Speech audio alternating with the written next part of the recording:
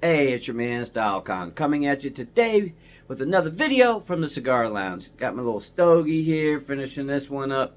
Got on the Seiko Calamari limited edition. And let's get into today's topic of discussion. You know, I'll be screwing my words up sometimes, just the way it goes. And today, I think, is a serious one. Now, it's not like if you got the cure for cancer. Now, that's something serious. But when you're collecting watches, this is something you want to think about before you get into the game. Because my channel is always here to help the beginners. You know, you're just new into the game and you're trying to figure things out. And even for some old heads, this could be some decent knowledge. But think about cost per wear. You say, StyleCon, what the hell are you talking about cost per wear? Well, it's like anything. Like this Seiko. I wear this, I don't know, maybe 3-4 times a month. I paid close to $500 for it.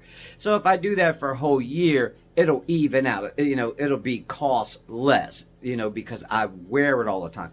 But take, for example, you need a dress watch. You know, you got occasions where you need to get a tux on, or you're going to go wear a suit to an event. And then you say, hey, look, I'm going to spend $10,000 for this watch. And then you go, I'm only going to wear it about 3 times a year. Well, if you divide that 3 times a year by the cost of it, you're looking about $3,300 just to wear that watch all the time. Now, to me, that's a little outrageous. Now, I don't pocket watch. I don't know how much money you have. If you have more money in God and that's something you want to do, feel free. Go ahead and do it. That's none of my business. I'm not here for that. But if you're an avid collector, like some of these people that I've watched on YouTube, they might have like 30 watches that cost, you know, $200 to $500 each. Now, how often are you truly going to wear those watches? You got 30 watches, and if you wear them every day for a given month, that's one time. That's 12 times in a given year. And obviously, all of us that collect watches know we have our favorites. Like me, I have a ton of clothes. I got more clothes than I know what to do with. But guess what?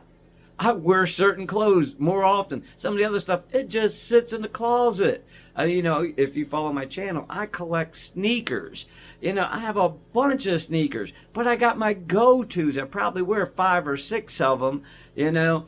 And then the cost per wear, as I'm getting older, I'm starting to realize things like that. If you're collecting watches and you got, you know, $3,500 watches, you know, that's $15,000. And I'm just going to use this as an example, but say if you got yourself like a Rolex Datejust and a Rolex Submariner, that could pretty much cover everything. And those are watches that you could use every single day. It's not like, okay, I got this watch for this, you know, I got this watch for that, which is great. But the only thing is, when you're collecting, don't spend a lot of money on watches that are just going to be occasional watches. You want a dive watch, but you don't dive, you know. Why do you really need it? And now, obviously, I know people like the aesthetics, but if you're a true diver and you want a diver, then go ahead and get it, because it's something you're going to use on a regular basis, and the cost per wear is going to be very inexpensive. But it's one of these things when you got these safe queens. When StyleCon first started collecting watches, I was just buying to buy, just to say I had something. And there was a lot of watches that I had that weren't getting any wrist time. They were just strictly safe queens. Now, for some of them, that's money in the bank, you know, depending upon what watch you buy.